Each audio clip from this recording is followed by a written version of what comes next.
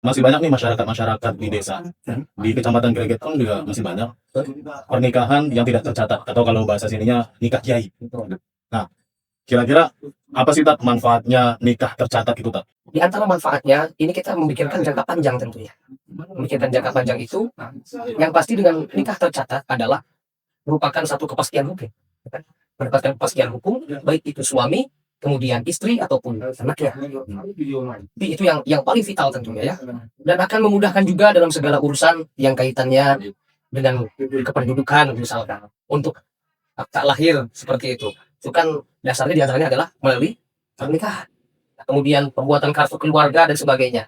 Jadi untuk identitas-identitas di masa mendatang itu akan jauh lebih mudah dan juga sangat jelas jika memang kita menikah tercatat di KUA. Seperti itu. Bahkan ada yang pernah membahas ya di satu lembaga Basul Masail, jika nikah itu tidak tercatat di KUA, itu ada yang menyebutkan pernikahan tersebut adalah pernikahan yang haram.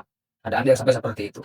Tapi lagi-lagi kita kembali bahwa manfaat yang besar itu kenapa kita tidak ambil? Nah, ini seperti itu. Adapun ketika tidak tercatat, maka akan banyak motorat di situ yang ditimbulkan. Ini di antaranya, mohon maaf. Kalau kata bahasa orang di kampung, ya untung-untung kalau misalkan nikah tidak tercatat dan rumah tangganya itu baik. Ini pas giliran rumah tangganya asal-asalan ini bagaimana? Nah, karena sebetulnya dengan adanya nikah tercatat itu adalah demi kemaslahatan bersama. Bahkan tidak hanya yang pada saat ini, tapi untuk di masa yang mendatangnya juga. Nah, ini satu kemaslahatan yang bisa dirasakan oleh generasi-generasi berikutnya. Nah, ini salah satu contoh. Salah satu contoh, anak misalkan ketika sekolah itu kan butuh kartu keluarga untuk persyaratan. Nah, karena terbentur di urusan kakaknya itu, dia tidak punya. Karena mungkin tadinya dari pernikahan yang tidak tercatat. Nah, sehingga si anak tersebut ya jadi putus sekolah. Tidak bisa bersekolah gitu. Tidak bisa sekolah. Termasuk juga kayak BPJS. BPJS, betul. Di lapangan itu kita menemukan tuh Tak, ada anak yang sakit. Betul. Cuma sakit ini dirasa harus ke rumah sakit, harus dirawat. Betul. Cuma pas ditanya ke orang tuanya ya, dia bilangnya nggak punya BPJS karena ya nggak punya kakak. Dia jadi terhalang itu. Betul.